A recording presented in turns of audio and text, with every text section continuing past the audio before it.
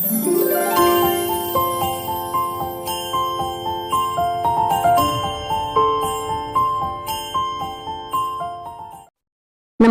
जीजी education point में मैं गार्गी गुप्ता फिर से आपका स्वागत करती हूँ।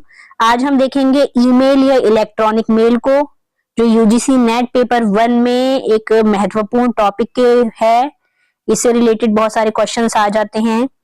तो देखेंगे ईमेल है क्या। देखिए, आपको ये चित्र में लेटर या लिफाफा या पत्र दिखाई दे रहा है। जब हम इसी पत्र को कंप्यूटर के माध्यम से दूसरों को भेजते हैं तो ये ईमेल का काम करता है। इसे इलेक्ट्रॉनिक मेल या ईमेल के नाम से जानते हैं।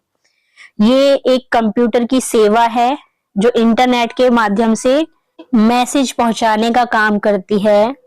यह एक ऐसा इलेक्ट्रॉनिक संदेश होता है जो किसी नेटवर्क से जुड़ी विभिन्न कंप्यूटरों के बीच भेजा व प्राप्त किया जा सकता है। हम मोबाइल से भी मैसेज भेज सकते हैं, कंप्यूटर से भी भेज सकते हैं। इसके लिए हमारे पास अपना एक जीमेल होना चाहिए। ईमेल को मेल सर्वर के माध्यम से भेजा जाता है और प्राप्त किया जाता है। मेल सर्वर ऐसा कंप्यूटर होता है जिसका कार्य ईमेल को प्रोसेस करके उचित क्लाइंट कंप्यूटर तक भेजना होता है।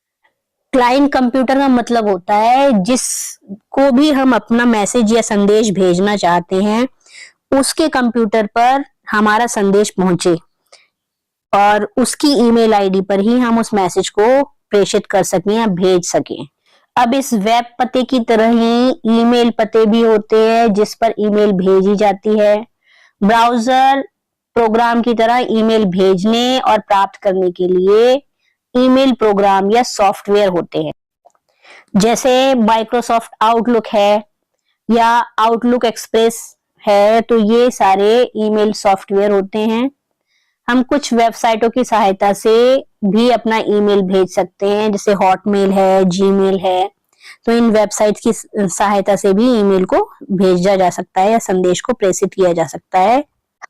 आपने देखा होगा जब भी कोई लेटर भेजा जाता है तो उस पर लेटर भेजने वाले का एक एड्रेस लिखा होता है और साथ ही उसका भी एड्रेस लिखा होता है या उसका नाम भी लिखा होता है जिसने वो लेटर भेजा हुआ होता है।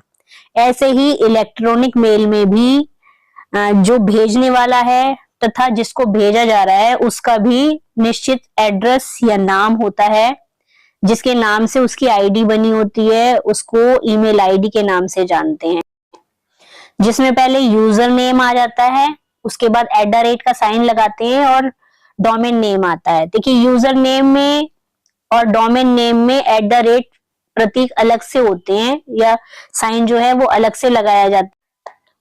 हर ईमेल रखने वाला अपने ईमेल का एक पासवर्ड बनाता है जो कि वो दूसरे लोगों से गुप्त रखता है और ईमेल के बीच में कोई भी स्पेस नहीं छोड़ा जाता, उसकी अनुमति नहीं होती, नहीं तो आपकी ईमेल आईडी तैयार नहीं होगी। अब देखिए, ईमेल के लिए कुछ कंपोनेंट्स हैं, उनको देखते हैं। पहले तो ईमेल हेडर क्या क्या होते हैं उनको देखेंगे हम। इसमें ईमेल हेडर में सबसे पहले फ्रॉम यानी जिसने ईमेल भेजी है उसका प्रेषक का पता लिखा होता है, उसके बाद डेट डाली जाती है। टू में संदेश प्राप्तकर्ता, जिसको हम संदेश भेज रहे हैं उसको बताया, उसका नाम लिखा जाता है या उसकी ईमेल आईडी डाली जाती है। उसके बाद सब्जेक्ट लिखा जाता है। इसमें कुछ मुख्य पॉइंट्स भी होते हैं, जैसे सीसी आपने शब्द देखा होगा। सीसी का मतलब होता है कार्बन कॉपी, यानी हम जो अपनी ईमेल किसी पर्सन को भेज रहे हैं सेम ईमेल हम किसी दूसरे व्यक्ति को भी भेज सकते हैं, तो उसका नाम हम सीसी में या उसकी ईमेल आईडी हम सीसी में डाल देते हैं। उसके बाद नेक्स्ट होता है बीसीसी, ब्लैक कार्बन कॉपी होती है। वे लोग जो संदेश प्राप्त कर पाते हैं, लेकिन क्या होता है संदेश प्रेषक दूसरों को नहीं देना चाहता है तो इसका यूज कर सकता है, ठीक है। उसके बाद ग्रीटिंग किया जाता है, टेक्स्ट लिखा जाता है, जो संदेश हमें लिखना है वो लिखेंगे और लास्ट में सिग्नेचर करते हैं या हस्ताक्षर करते हैं। ईमेल संदेश का अंतिम भाग होता है ये। इसमें प्रेषक का नाम, पदवी, भौतिक पता, संपर्क नंबर आदि लिखे होते हैं। तो ये तो था ईमेल का फॉर्मेट। अब देखिए ईमेल से लाभ क्या क्या है। देखिए, ईमेल का सबसे पहला लाभ तो ये है कि ये विश्वसनीय होती है, यानी जिसको हम वो संदेश भेजना चाहते हैं उसी तक या उसी की ईमेल आईडी तक वो संदेश पहुंचेगा, बाकी इधर उधर नहीं चला जाएगा। जैसे पहले समय में क्या होता था कि एक लेटर पोस्ट किया जाता था और पोस्टमैन उस लेटर को किसी दूसरे के घर पे भी दे सकता था, तो ये वाली प्रॉब्लम ईमेल से सॉल्व हो जाती है। साथ ही ये सुविधाजनक होता है क्योंकि इसमें कोई स्टैम्प वगैरह लगाने की या किसी स्टेशनरी, पेन, पेपर आदि की जरूरत नहीं पड़ती है। इसके साथ ही ये नेटवर्क के ऊपर निर्भर करता है कि किस स्पीड से ये दूसरे व्यक्ति के पास पहुंच जाए। हो सकता है कि आपका नेटवर्क अच्छा है तो ये कुछ सेकंडों में ही दूसरे व्यक्ति तक पहुंच सकती है, नहीं तो थोड़ा सा टाइम भी लग जाता है।